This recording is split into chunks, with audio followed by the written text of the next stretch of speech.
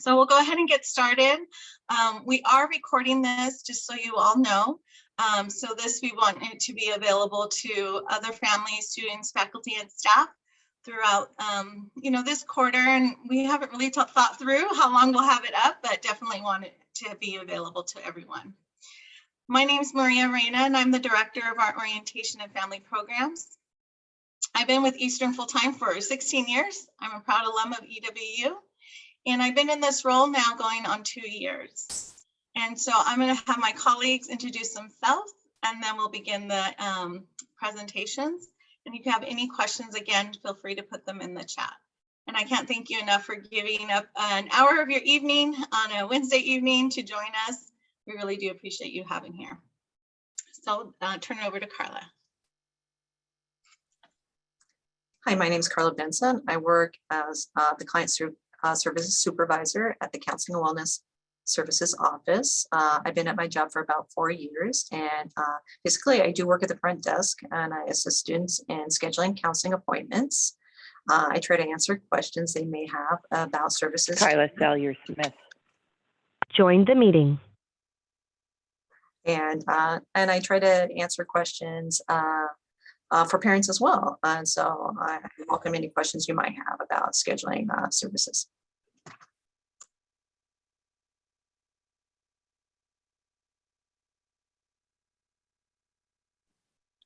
Hi, I'm Russell Kolts. I'm a faculty member in the Department of Psychology. I think this is year 23 for me, so I've been around for a little while anyway, and it's nice to be here. I'm glad you've joined us. And then my name's Megan Beeson. I'm the Assistant Director of Orientation and Family Programming. So I work alongside Maria. It's been very fun.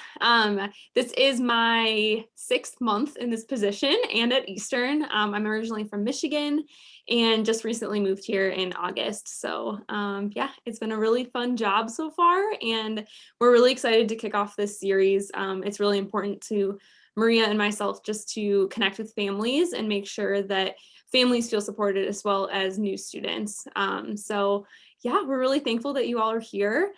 So I will kind of begin unless Maria, you have anything else to add? No? Okay, great. So one of our counselors who was going to join us this evening, she did have a family emergency.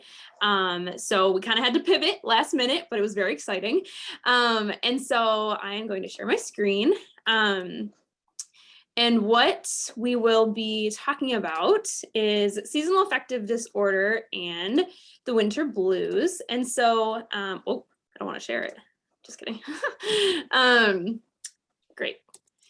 So this is taken from the blog post that was written by our counseling and wellness department here.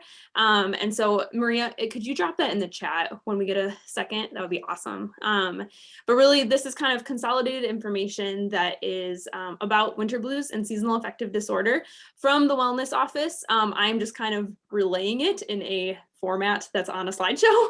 But I just want to clarify, I'm not a mental health expert in any way, shape, or form. I just work here, and I'm giving you this information from our counseling department. Megan, would you prefer that I go over it? I mean, I am a mental health professional, so it seems. Yeah, I mean, either it's really just, it's pretty straightforward stuff, but. Oh, okay, great. I just don't want you to feel on the spot. No, it's okay. We're gonna all tag team it together. So whoever wants to jump in and talk about things that they're experts on, that would be great. So thank you. I guess just to start, so about 25% of Washington residents start to experience the winter blues, and 10% of Washington residents experience what is referred to as SAD, or seasonal affective disorder, which is a seasonal form of depression. So pretty common.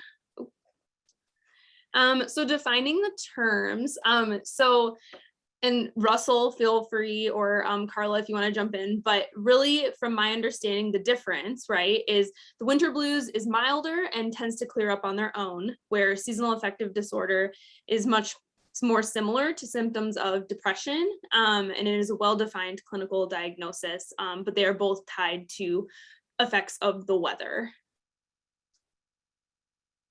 Yeah, I mean, for seasonal affective disorder, probably the best way to think about it is it's a variation of depression that just tends to be, the onset coincides with the changing of the seasons, moving into the winter months where there's less sunlight and things like that. But in terms of symptoms, it's depression basically. Carla, do you have anything to add? I'm not going to try to top Russell on this one. So. Good plan. Awesome.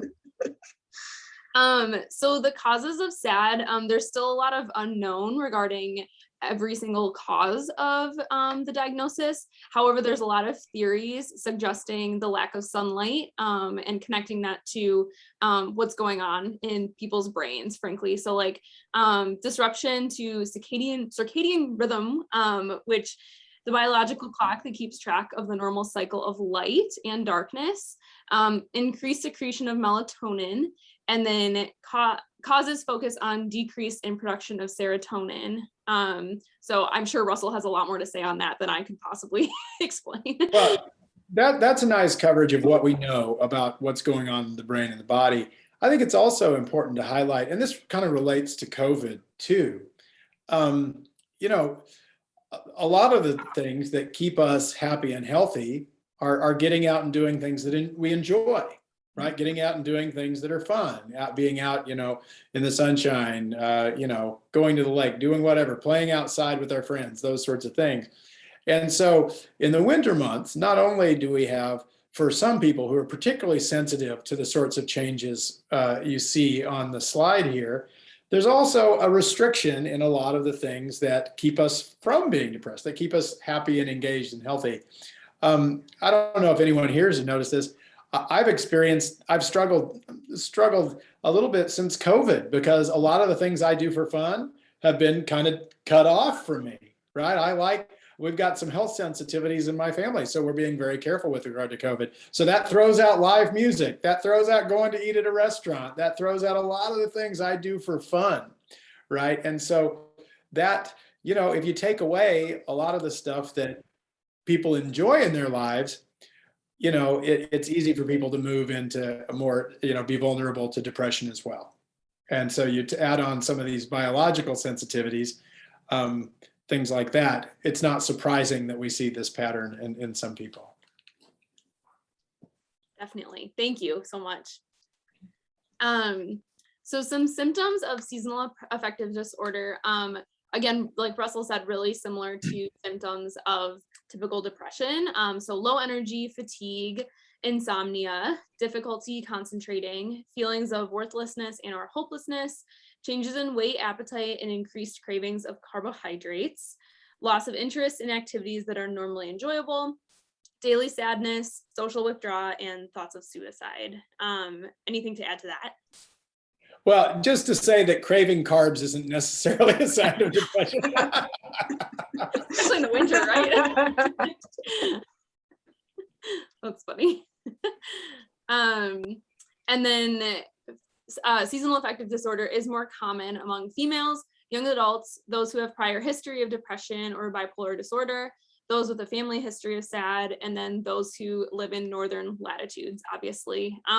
Like I said, I'm from Michigan, and in the past 2 years, prior to this role, I worked in the Upper Peninsula, which is like pretty far north, and a lot of students I worked with had SAD in the winter, which was really from late October to late April. So yeah, we saw this a lot and we had to deal with it a lot, but there are, different ways that you can combat it as well, but yeah. So how can you help your student if they are going through this? Encouraging them to create or maintain a regular sleep schedule. That was a really big point that the author of the blog post made. Sleep is so important, as we all know, but especially regarding mental health. So creating a bedtime routine and sticking to that, and then also having a cutoff time for studying, where I think we all know college students tend to pull all-nighters and cram for the exam at 8 a.m. the next morning, right? Which, I think in a college student's brain, it makes sense. But when you look at the habits of that, it's really can be quite unhealthy, especially with that circadian rhythm that we talked about earlier. Getting outside and get moving, especially in the daylight. So like Russell said, like things during COVID especially have been taken away from us, but there are things that we can still enjoy and find new habits and hobbies that can lift our spirits, but also truly just like get us outside, get our blood pumping, and really can improve our mental health. Remind them to stay connected on campus and to a community, whether that be something as small as going to the dining hall and getting dinner with a friend, just getting them out of their room and, connecting with other people, especially during this time of COVID, that's especially difficult. And I think we saw that a lot with students who had to stay in their room and do classes on Zoom. Like we all know, it's not ideal and it can be really unhealthy if we just make that our entire life. So getting out and making connections with people, so important. As a parent and family member, really checking in on them. It's so simple to say, but I think a small ask can really go a long way, especially in these winter months. When people need help, they will ask for it. They might not ask for it, but they will accept help if they need it. And so just constantly checking in and making sure that your student is abiding by these things, having their bedtime routine, getting outside, all of that. And then finally pointing them to campus resources, which Carla is going to talk a little bit about right now. Oh, thank you. Because I do work at the Counseling and Wellness Services Office, there's a couple of resources I do want students to always know about. And one of them is our short-term counseling services. So students have the option of doing short-term counseling at our center, and they have up to 6 counseling sessions per year. And all they have to do is some online paperwork. It's some pretty easy forms to fill out. They don't even have to come in to fill them out. Just call the center. There's a little password.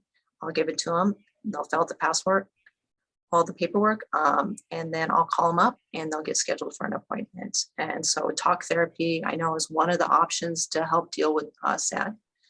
The other thing we have available is we have these lights. They're SAD lights that are available for students to check out. And they don't have to be a client at the counseling center. They can just come in. We have a really simple form. They'll check them out and they can check them out for 6 months if they want. We really don't put a time limit on the SAD lights for checkout. They're also available at the library. I know some students do feel self-conscious about coming into the counseling center. So they are available at the library as well. Another service we do have available at the counseling center is our drop-in hours, and they're available Monday through Friday from 1 to 4, and they're more geared towards students in crisis. So that's just a nice option to have. And as a parent, I know it's kind of nice to know that that's always available for a student if they're in need. That the counseling center is available for them. We're also bringing back Let's Talk.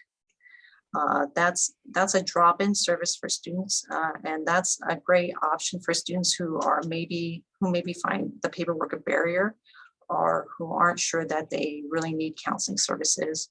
And it's just kind of a drop-in where they can talk to a counselor, kind of get not therapy, but more like a consultation to maybe they're having like a disagreement with a roommate and they're not really sure what steps to take. Or maybe they're not sure if they want to do counseling or not, and they have an option to speak to somebody about that. So those are just a few of the services that are available at the Counseling and Wellness Office. Awesome. Thank you, Carla. Oh, sure. I was just going to say, from my own personal experience, TAO is a resource. I think that's how you pronounce it, TAO. I used that in my previous role in housing when I worked in Michigan, and we referred students a lot to it. And it's a really excellent tool that is very interactive. And like it says, it has these assessments, it has these practice tools, and it's really just about mindfulness and students really benefited from using it. If maybe you can't get into a counseling appointment right away, or you're just having a hard day, like it's really nice to have something like that that's so readily available to students, that's free too. So just a nice resource. Awesome. And then I did put this on here as well. So this is the I Care form. And this is really a form that is meant for anyone concerned about a student to fill out. It goes to our student care team. And then the student care team assesses what needs to happen regarding care of the student. So I myself have filled them out before. It's not an emergency response form, so it's only checked during business hours, but it is really nice. Even if it's something small that you notice about a student, it's, I think, important as a staff and faculty member to report it and trust that the student care team is going to follow up with that student. But then, if a student is at imminent risk, EW police at 911 is always the best bet for that. So another option, like if you are concerned, you're absolutely, as a parent, you can call the counseling center and set up a consultation with one of the counseling staff. And one of the counselors would be happy to talk to you if you have some questions or concerns about what to do. And, since we're on it, I just want to say, it can be hard. Sometimes people think when it comes to things like suicidality, that talking to people about it will make them more likely to do it. And actually, we know it's the opposite, right? We know it's the opposite. So if you've got someone, a student or anyone in your life that is having a really hard time, and you're concerned about this, you're worried about them, it's okay to ask, hey, have you thought about hurting yourself? I can tell you're really hurting. Have you thought about this? And can I help you get help? And what you're going to get in many cases is relief and very often honesty, right? And just asking that question validates that, because it makes sense when people are really miserable that they might think about that, and I'm here if you need me, so people don't have to feel ashamed of those experiences. And we can save lives just by asking that question, just by saying, hey, you're thinking about that, and if so, can I help? Can I help you get connected? And as a parent, that can be really tricky because, of course, it's very threatening to us. I'm a parent myself. It's terrifying to think of something horrible happening to your child. Heaven forbid they take their own life or something like this, right? It's a parent's worst nightmare. So it's very easy for us to get wrapped up in that. But it's important to keep in mind that actually quite a lot of people, when they're feeling depressed, think about that. A relatively few number actually take action, and they're much less likely to take action if people who care about them are asking about it and helping them get help. So I think it's really important in those moments to take care of our stuff on our side, slow down our breath, talk to people we care about who can support us. So we're not taking out our fear and our kind of own threat response on our kids, so that we can show up and ask them just as calmly as possible, hey, I notice you're having a hard time. Have you been thinking about this?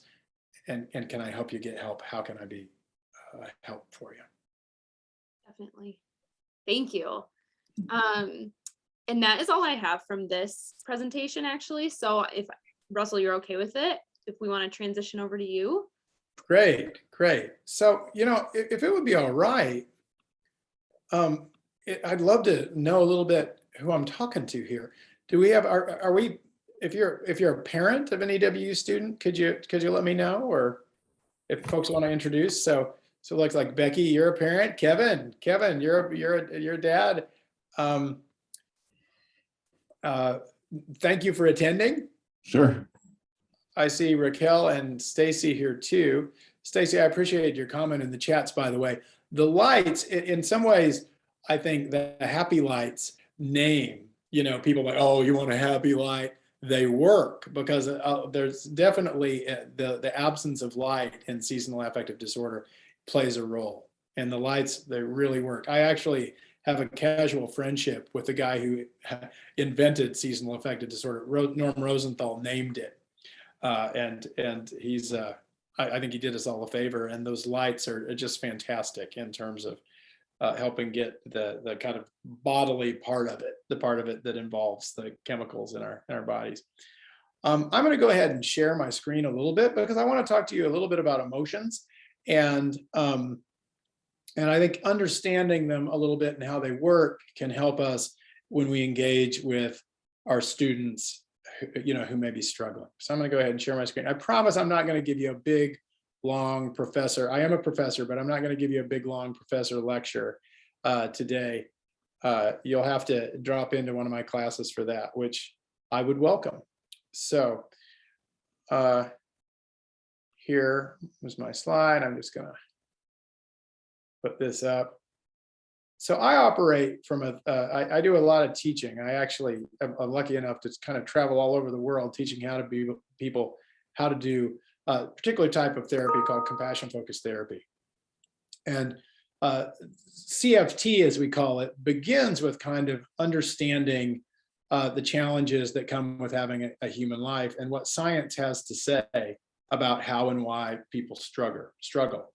And so when we talk about emotions, we tend to group them in 3 different systems according to the functions they serve for us and our ancestors to help us stay alive and pass our genes through the flow of life and all that.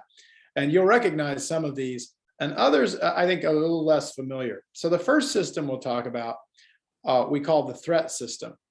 And these are emotions that we have that function to help us quickly identify stuff that threatens us and to respond to it, right? So these are emotions like fear, anger, anxiety, disgust, that kind of stuff. Now, the thing I want you to remember about threat emotions is that, and you'll probably notice this, if I mention it, you'll probably be able to relate this to your own experience. When our threat system is active, when we like observed a threat, something's coming up and threatening us, there is a very rapid narrowing of our thinking and attention. So you may have noticed if you're angry or you're scared or you're anxious about something, it's almost impossible to think about anything else. Has anyone noticed that, right? Even you go to work and you want to concentrate, but you keep going back to that argument you had or that, whatever the fear is, whatever the thing is that got you feeling threatened. Sometimes we say these emotions are very sticky because they can be hard to disengage from. And this is true for our students too.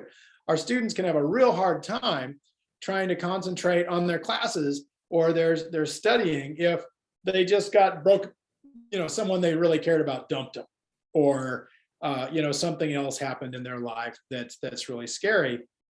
And it's important to acknowledge that that's not their fault, right? When we're in a place where we're feeling really threatened by something and we're having hard time shifting and concentrating on focusing on other people, that's not our fault because our brain is telling us, hey, there's a threat. We need to focus on that, right? Imagine if you're like, primordial human trekking through the savannah and there's a tiger that jumps up in front of you, right? You want to be focused on the tiger. Our ancestors that noticed the tiger and said, oh, there's a tiger, but look, they're also very pretty flowers. Well, they didn't survive to reproduce, right? They got eaten by the tiger. And so our brains are trained we evolved to focus on threats. That's what kept early humans alive, right? And so that can be very tricky. The second set of emotions, the system we call the drive system. And these emotions help us focus on our goals and chase after them. And then they kind of reward us when we achieve them. So your kid gets an A on their exam, they get a little burst of dopamine in their brain and they feel excited, they feel pleasure, right? You get a raise at work, little burst of dopamine. You're playing a video game on your phone and you succeed, you're playing Wordle, right? And you guess the word on the second or third or fourth try, it's like, woo, little burst of dopamine, right? And so, these are emotions that help us keep focused and engaged on the things we want to do. Right? Now, the tricky thing about various forms of depression, including seasonal affective disorder, is that while we experience some threat, right, there's anxiety that goes with it. We're worried because we observe we're not, functioning quite the way we normally do. We're not as energized or as focused as we like to be. The other thing that is important to keep in mind about these sorts of things is that there's a deactivation of drive.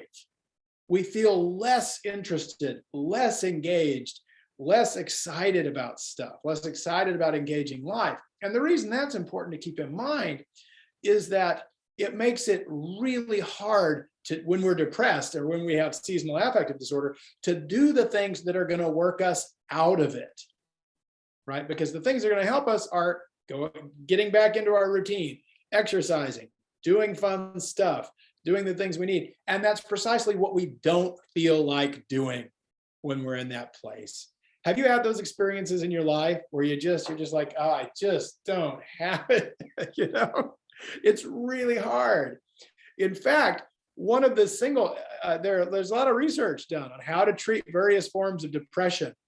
And one of the most effective treatments for depression, psychotherapy treatments, is something called behavioral activation. And that sounds like a fancy term, but it's just, think behavior, doing stuff, activation, getting you to do stuff.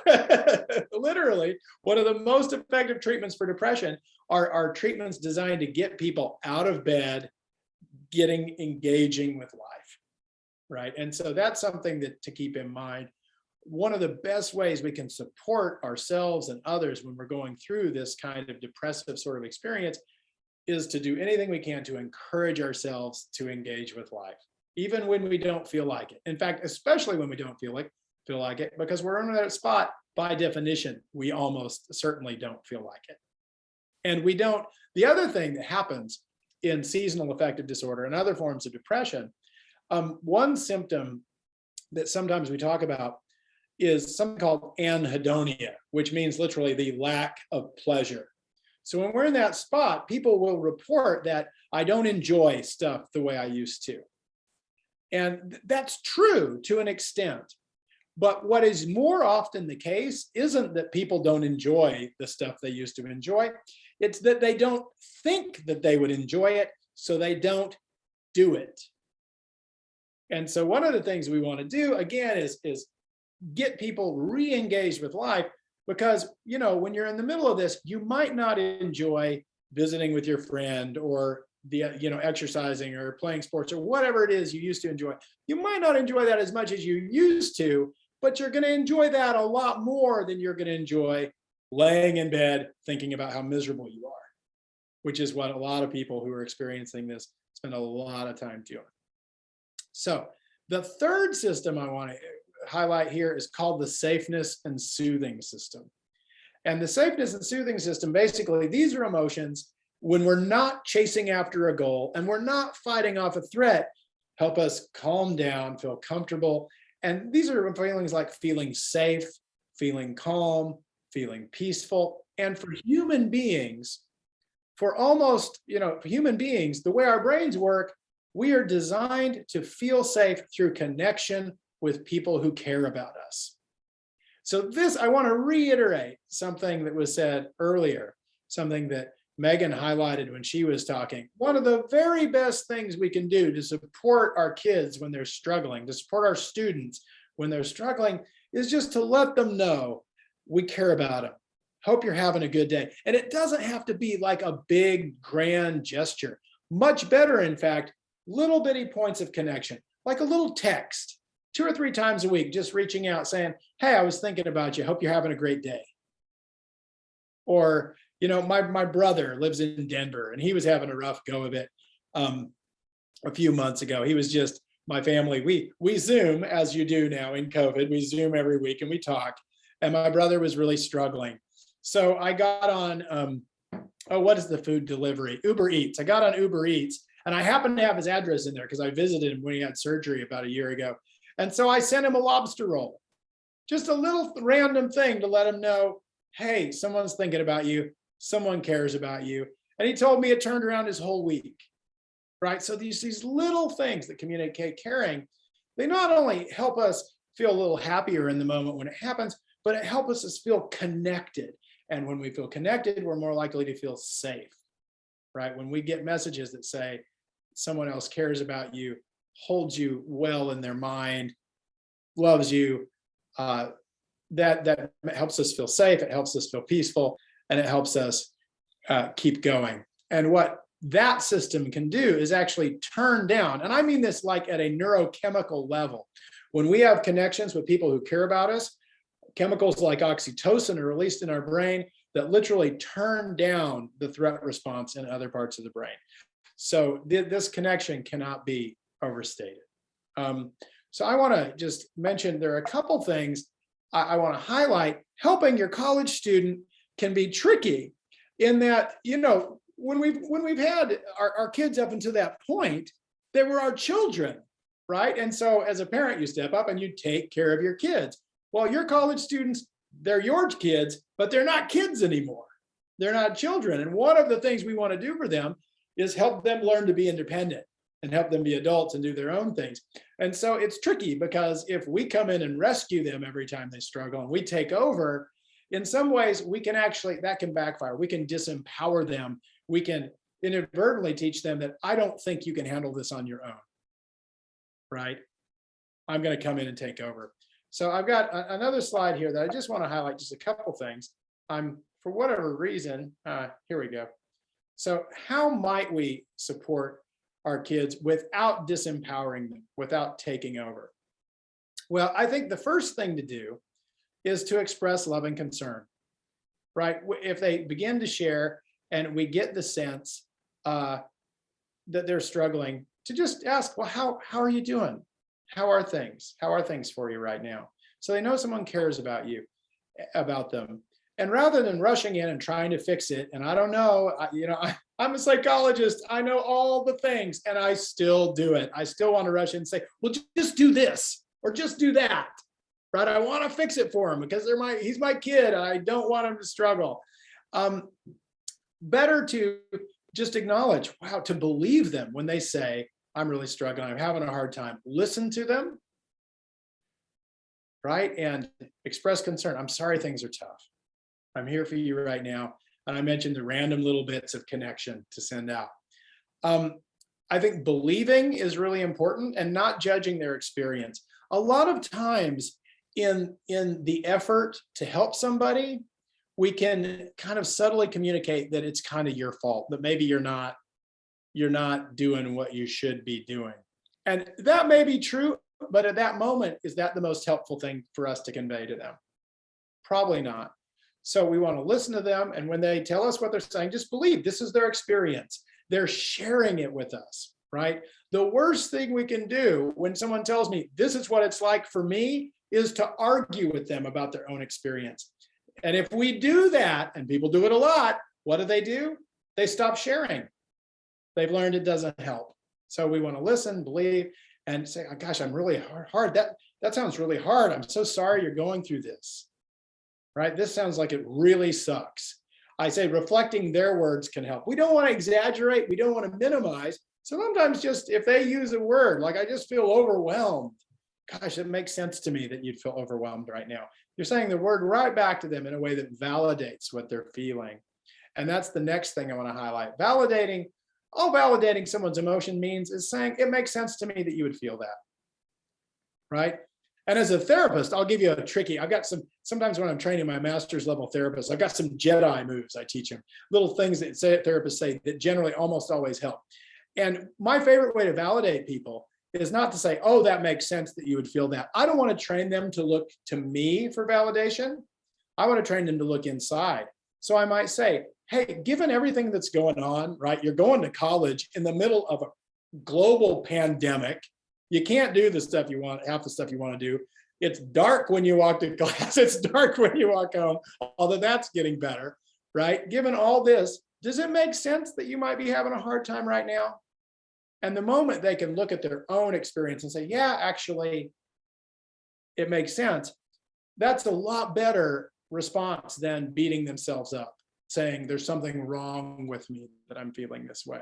Beating themselves up takes the problem, the feeling they're having that are uncomfortable, and blows that up. And that's the next part. We want to de-shame it. It's not their fault that they're struggling. We don't choose to feel this way. No one chooses to have seasonal affective disorder. So we just want to let them know, hey, don't beat yourself up. This is tough. We all struggle sometimes. Lord knows I've struggled plenty of times in my life. We're going to find a way through this. You're going to get through this, and I'm here to help, right? offer to help, and related to that, offer to help, but don't take control. You can see my having a PhD doesn't protect you from bad grammar. There should be a question mark at the end of that sentence, right? Is there any way I can help? How can I be helpful? Can I drive, can I drive you to to see a therapist? Or could I, you want to go out to eat? You want to come home for a home cooked meal if you're someone, if you live within close distance, something like that. And then we want to encourage self-care. And one of the best ways we can do that is to get them thinking about what would help. When we're feeling depressed, it's easy to get caught up in thought loops where you're just thinking about how bad everything is and how much everything sucks and how awful it is. And oh my gosh, am I going to fail my classes? And am I going to lose my scholarship? And what are mom and dad going to say? Or whatever, right? And at that point, better if we can get them to shift to think about what would be helpful, right? And so we might say, well, what do you think would be helpful right now? Do you think it might help to connect with a counselor? Do you have a friend maybe that it helps when you talk to them? Things like that. It's okay to ask these sort of questions. We want to do it as an invitation, recognizing that they're the experts of their experience. We don't want to rush in and go into rescue mode and teach them that, well, I don't think you can handle it, so I'm going to take over. So I told you I didn't want to give you a whole lecture, so I'll stop with 2 slides. But I hope that there was something useful there. If you take anything away from what I have to say, it's one, warm connection is the secret sauce. Your students just knowing that you care about them and you're there to help. And if we feel overwhelmed on our side, that's when we want to talk to someone, not our student. We don't want to say, I'm so overwhelmed, hearing about how overwhelmed you are, right? Because then we just make it about us. That's when I go to my friends or go to my therapist or sit down with my wife and say, hey, let's talk about this. I'm really having a hard time seeing, my son's name is Dylan. I'm really having a hard time seeing Dylan struggle, right? Because that bothers me. I want to handle that on my side. So when I'm engaging with my student, I can be there for them and in a way that doesn't make it about me. So I'll stop talking now, but if you have any questions for me later, as you can tell, I like to talk about this stuff. So save them up and don't hesitate to ask.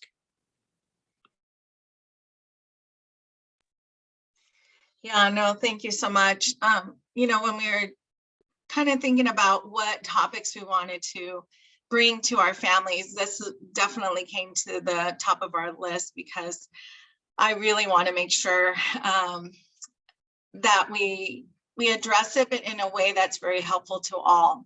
And we all work with our students. And so this is really helpful to myself as well, because as students come in and making sure that we are, serving them and helping them in the right way.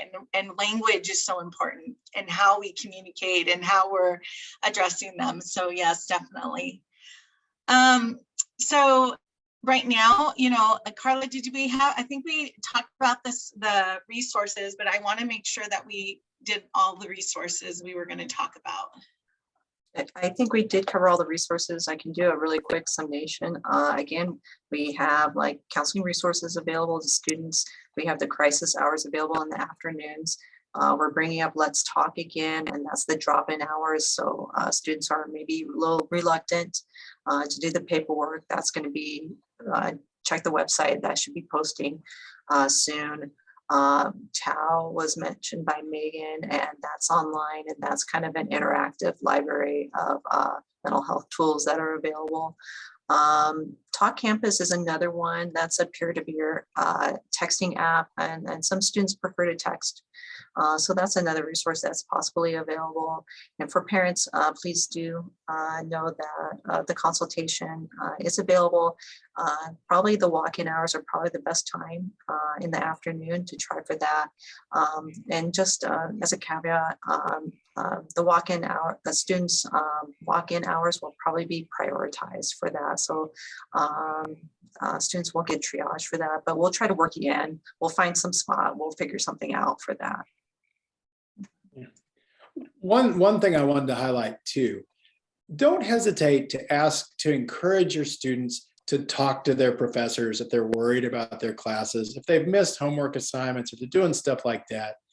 And I can't tell you that every professor is always going to respond in a helpful way, because there are lots of different kinds of people who teach at universities, and we're all going through stuff too. And it's easy for people to get focused on stuff. But I can tell you the vast majority of professors at Eastern care about your students, want them to succeed, want to help them, and are socially skilled enough that we see, oh, we're going through a pandemic. This is really hard right now. Maybe we should ease up a little bit in different ways, right? I used to be very, very strict on homework due dates. Now it's like, if you can get it in within 2 or 3 days of the due date, I'm good. I mean, it just, because this is the world we live in, it's just everything is harder for everyone. And the faculty, we get that too, because we're going through it. And the real message I give my students is, we're going to get through this together. We're all on the same team. Let's work together to support each other as we navigate this kind of tricky time in human history. Yeah, definitely. So I do want to open it up. I mean, feel free to unmute yourself. If you maybe have, maybe not necessarily a question, but how, we learn from each other. And so I love when we do share, personal stories with however you want to share. But I think, this is that time too, is, we learn from each other. We learn, I'm learning lots right now. I have a 15-year-old, so you better believe it. Like, I'm learning. So, but yeah, any questions or comments? We appreciate the ones in the chat right now.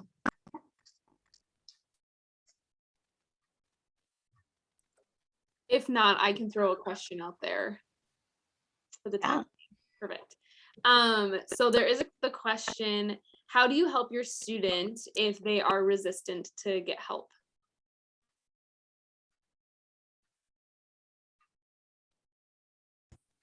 I'll jump in here. My name is Becky. My son is actually left after his first year. He struggled with SAD, depression, roommate issues, all kinds of things, and it didn't work for him. And we did try and get him to go in. You need to get help and those kinds of things. He's gone back. He's now doing really well, but he went back when the pandemic started. And it was scary to us because we didn't want to see him struggle in the same way he had before. But he had more maturity. But I will say that watching him, as parents, we get those text messages now. That didn't happen when I was in school. Sunday call to my parents, maybe. But, the constant, they brain dump on us. And I just wondered if Russell, for us, it has been, we've learned these things that you've talked about, which was very validating to me, is just be the safe place. We love you. Sometimes we do get in the car, and when there's been a real downturn in his attitude, we don't hear from him. We're coming for dinner. We're bringing dinner. We're going to, Texas Roadhouse. We'll be there in an hour and a half. And he doesn't have a choice. And he likes food. So, but I'm wondering how do I phrase this? Our kids are still locked in their rooms. My son spent all last year in his apartment. They're stuck in front of a screen to go to class, gaming, just to talk to people and build relationships. How do we get them out of that and back into life? Because it's slowly starting, but now they have this habit. So I just wondered, Russell, if you have anything on that. Well, I would, a couple things. First, I might just ask the question, like, what have you been doing? Have you thought about, have you done anything with your friends? Things like this. I would also, if it were me and it was my kid, I'd think about the things that I kind of know they used to like doing out. And maybe I'd send them some tickets, send them some movie tickets, or that kind of stuff. So you're doing a little scaffolding. You're giving them just a little bump, like, oh, I don't have to pay to go to the movie now. I've got the tickets, or something like that. A gift card to a restaurant they like, or, they can go to Eastern basketball games for free, but like, hey, have you checked out these? I was following them. So again, we don't want to push, but to gently invite. And you could even say, hey, I even was, I was listening to this program or whatever, and they were saying it's important to get out and do stuff. Are you getting out and do stuff?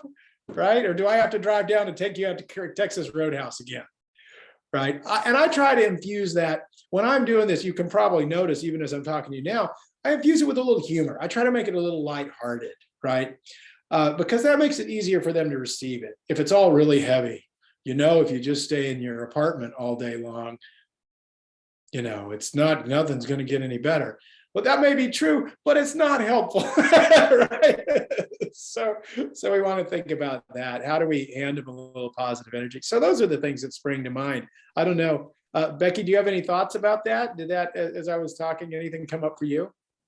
Yeah, and those are things, we haven't sent him tickets, but a lot of those things have worked for us. And the way we respond to them, we don't panic anymore. We're older, more seasoned, but I do see, like, on the parent page on Facebook, I see parents who are panicking, and I think that's where I was this freshman year. That's tough, because we get text messages and that's all we get, and then they go quiet, and then you're like, what's happening? And the anxiety for us is, I can't think about anything else except my kid, right? Just what we talked about. But this last month has been 23 days. January was like 25 days of gray. I was struggling. And then we saw finally he kind of struggled, even though he's getting out of the house. So I think these things do work. His freshman year, trying to get him to come into the counseling office, was horrible. He, now he'll say, I think I might, if this doesn't get better by tomorrow, I might walk in. But he does now tell his professors. He will, and he bounces back a lot quicker. He now has the tools to do that. And he doesn't have a huge problem, but every once in a while when things get overwhelming. But he has told his professors, he'll say, I'm really sorry, mentally I'm not in a good place today. I'm really having trouble getting out and going. If I turn it in by tomorrow morning, and he's had great responses from that. Yeah. Awesome. And I think the pandemic's helped the professors, like you said, to kind of change that. And teaching him, which as a freshman, he didn't have the skills to even talk to a professor, much less tell him he couldn't get out of bed. But now he does. So my encouragement to other parents is to say, tell your professor what's happening. And, absolutely. And at least give them the chance. And it also rings bells for professors to let somebody know if they see a problem. I think absolutely it's worked for us. That is great stuff, Becky. And I want to highlight something that you in this whole story you've described, the kind of the journey your son's gone through.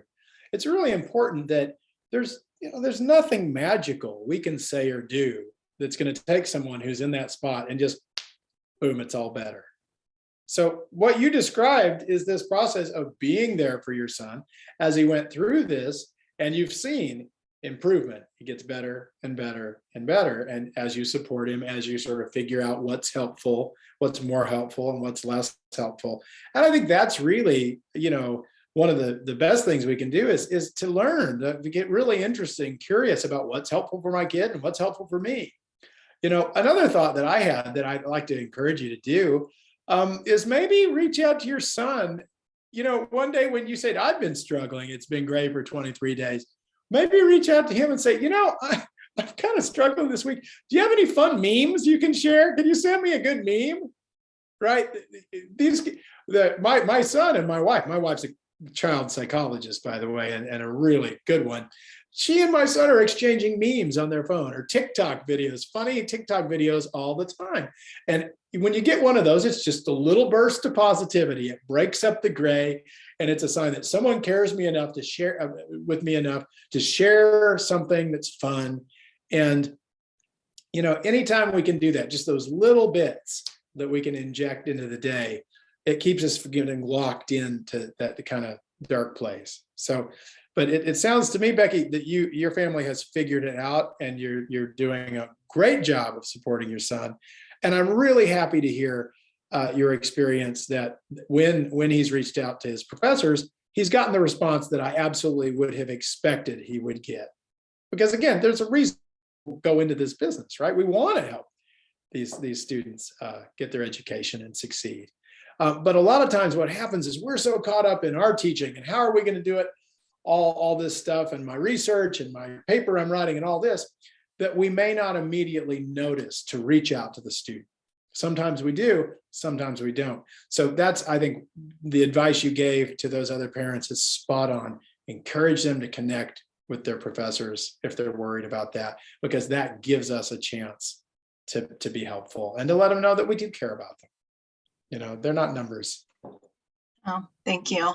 I put in the chat our event calendar from inside EWU, because you may think, Becky, like, what is happening? How can they get involved? And you may know their interests. And so it's like, hey, this event I just happened to be on their website, or, you know, but we really try and keep it updated with a lot of the events. I know a lot of our clubs and organizations are meeting now more regularly in our Pence Union building. So that's been great that they've been able to do that. And then just, and I was trying to see the date on here, Megan, I know they talked about it, but they're doing like a disco ice skating event in our University Rec Center. Right, Leslie, let's go disco ice skating. Yeah, like this Friday, there's a Zuzu African Acrobats performance that's free to the students for our Black History Month through our Africana department. And so they're putting that event on this Friday. So I encourage you to look at that and go there and then share those information with your students as you know their interest again, or maybe they didn't know they might be interested in something like that and for them to attend. But anytime we do have events, they're more than likely will be listed in here. I just wanted to add that. And thank you for sharing, Becky. I really appreciate that, because that really helps all of us on this call when we do share our personal stories in terms of, you know, what's worked, what hasn't, and how we move forward. It can be particularly helpful if you can encourage them to exercise. Right, exercising helps physiologically in the face of any kind of depression, but particularly seasonal stuff. And you know, if you're sending them a care package, a package of vitamin D pills that you can get at Costco for cheap is brilliant. It makes a difference. I take them year round because in the winter it's dark, and in the summer I've got sunscreen on because I burn in 10 minutes of full sun. So the vitamin D makes a huge difference.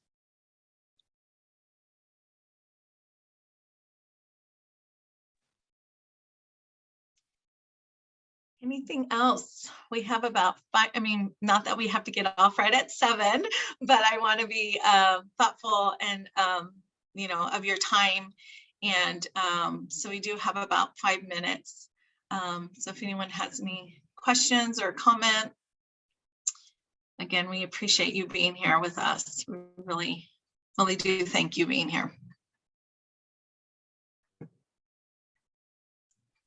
The only thing I could think of from my experience with working with students is that some students are really reluctant to call or to stop by, are really reluctant to talk on the phone now.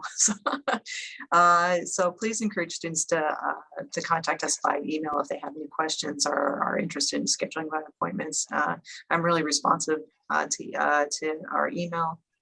And I think maybe it's just a generational thing, but please encourage your students to contact us any way they want to. So, but email. And this is where, you know, if you know your student is connecting already with an academic advisor or a faculty member, or you know their names, and you know Megan and I'm going to speak for myself, but I believe Megan would agree with this, is that if you know, reach out to us and say, hey, can you just call my son? Can you our daughter, or, you know, I'm just concerned. And I've walked many students to the counseling center and have sat with them while they did their intake form, because it was just that little bit that they needed, that encouragement, that just walking there with them and just sitting there until, you know, it was their turn. It just helps. And so that's our role, you know, so definitely reach out to us, because as our, you know, role in working with our families, we're here for you, number one. And then we're here for your students too. So definitely reach out to us. And that is something that we are happy to help with, because there's sometimes it just needs someone to walk with them. And I'm happy to do that.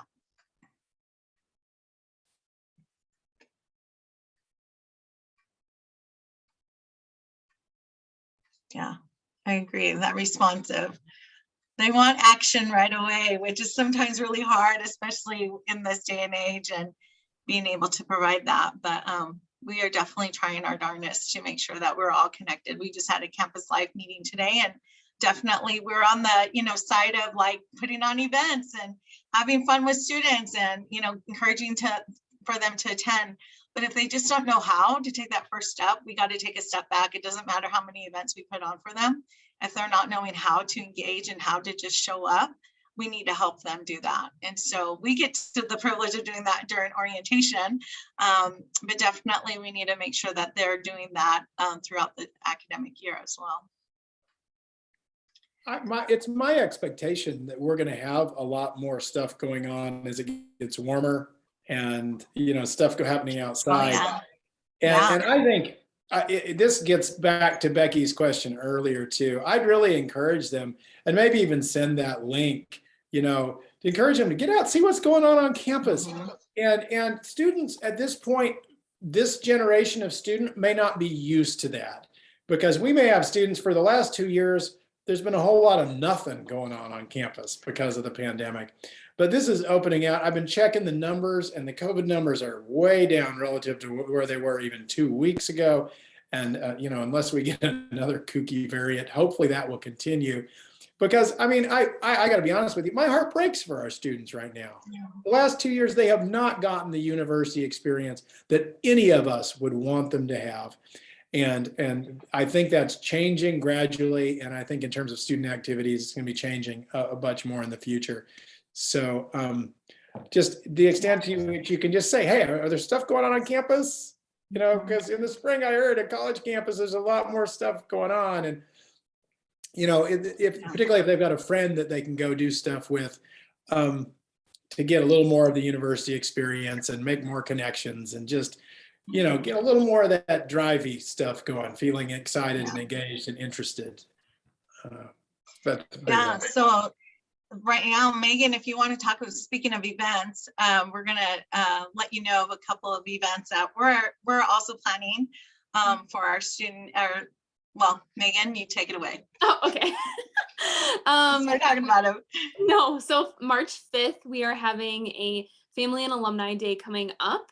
So we are partnering with the alumni office, and we are doing a bundle deal to get basketball tickets and a brunch for that day.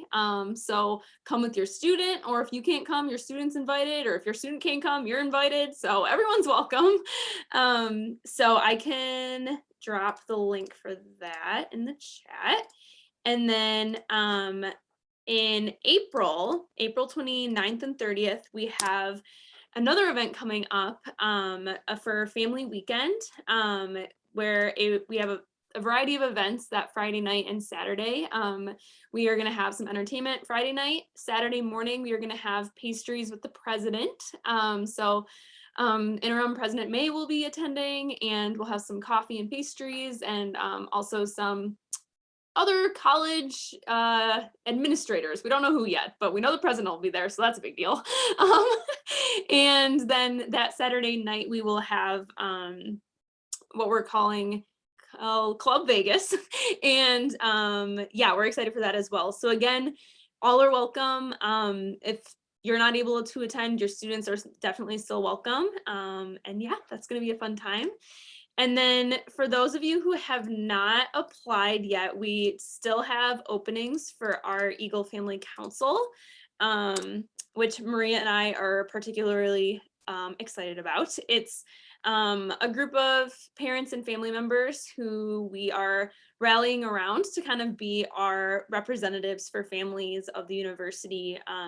So we plan to meet about once or twice a quarter, and all of the requirements are in that application that you'll see there. But yeah, that is all the announcements I have. Maria, can you think of anything else? No, and like Megan said, if families aren't able to attend, please encourage your students. This is for them as well, and really making sure that we're trying to do events that hopefully will interest our families, but we also know it's not always easy to get to Cheney, so definitely letting your students know that we'll have fun activities for them as well. So any last words from anyone?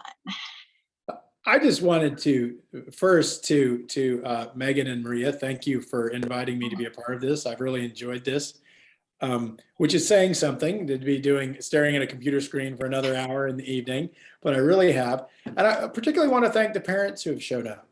You know, I really appreciate your engagement. And it was really neat hearing a little bit about your experiences as parents, because you see a side of your kids that we don't often get access to. And, you know, I think that I think I could speak for Megan and Maria. If parents have the idea that, you know, it would be really helpful for my student if the university would do this type of thing, they can send those emails to you, right? Would you be a good point of contact with that? Definitely. But that's something we want our students to succeed, and we want to support them. And sometimes we've got blind spots because we don't see all aspects of their lives. So if you have ideas about that you would think would be helpful, you know, email Megan, Maria, email me. You know, I'm easy. I've got a weird name. I'm easy to track. I'm easily Googled. So, because if we get information and we know, oh, it would be really good if we could do this thing to help our students, you know, if we can do it, we can't necessarily do everything, but we're going to do what we can. Yeah, definitely.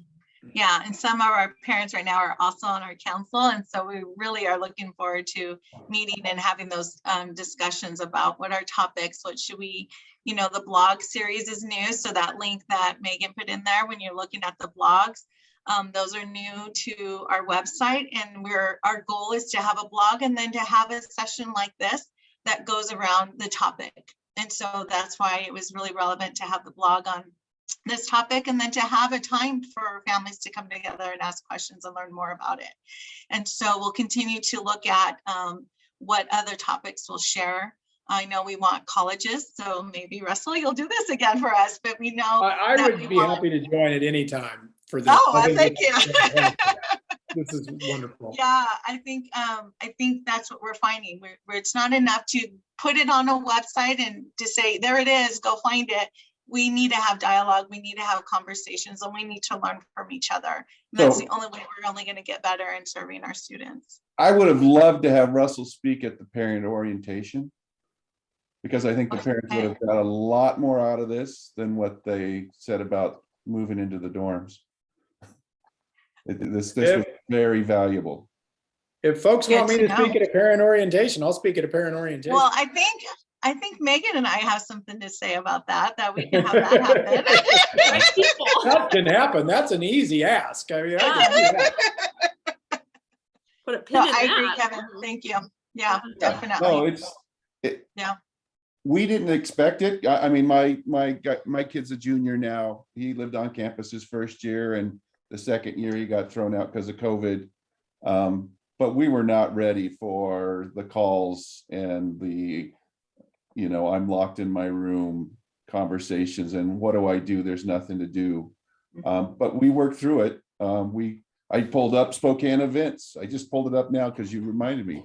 Hey, there's a comedy show. I'll buy you 2 tickets. We'll go on Saturday. Hey, there's a hockey game. You'll have to wear a mask, but you should get some people and go watch the hockey game. Yeah, this is our last weekend of hockey. So yeah, definitely. Well, you got the Spokane team too. So yes, thank you. They're great. Yeah, thank you. Yeah. So yeah, Spokane's only a bus ride or find somebody with a car away. Doug does that a lot. He drives a lot of kids around now because they all want to go do stuff. But yeah, great advice. Love it. And I was going to say too, this Zoom is recorded. And so I will be sending out the video to everyone who signed up, and I'll probably attach it to our next e-blast whenever we send that out as well. And the hope is that we can finally, once we get a few of these, archive them on our website so people can reference them back whenever they want. So yeah. Cool. Well, thank you all so much for coming. This was a great conversation. It sounds like everyone got something out of it, which is excellent. Yeah, and we'll definitely let you know the next one. And we're excited. This is our first one. So thank you for being at our first. And it definitely will not be our last. So we'll be in touch, and I look forward to seeing some of you at our next events. And then, yeah, we'll go from there. Excellent. Thank you, Becky. Yeah. Thank you. Thank you. Thank you. Really appreciate it. Thank you, Carla Take and care. Russell. Oh, thanks. Yeah, Thanks for having me. Yeah, thank you for stepping in. And Russell, we got to get on your calendar, it sounds like. This stuff is great. This stuff Yeah. is great to have parents connecting who, Yeah. you know, we get so much more of a complete view of the student's experience. Yeah, when they get definitely. that. So, you know, and I now agree. you've got a few parents who feel supported and connected. That's fantastic. I'm happy to contribute to that kind of stuff. Yeah, definitely. Well, I'm excited because this is definitely new to my role in terms of, I knew family programming was always a part of my title, but we didn't have really a foundation of what that looks like. So definitely we'll continue to have these conversations and have things. So yeah. Brilliant. Appreciate Well, it of you. thanks for all you do. Yeah, thank you. Have a wonderful care. evening. You too. Bye-bye. Bye-bye. Hello. I told you would love Russell. Oh yeah, he's amazing. Yeah. Yeah. Amazing. He reminds me of another Jeff. You get them talking about what they really love and understand, like he's all about, you know, yeah. And it's a conversation. Megan, I never had a class with him, but anytime he had a event on campus, because CAPS used to do these. CAPS used to have like topics every week. Yeah. And he would do them all the time. And he would talk about mindfulness and talk about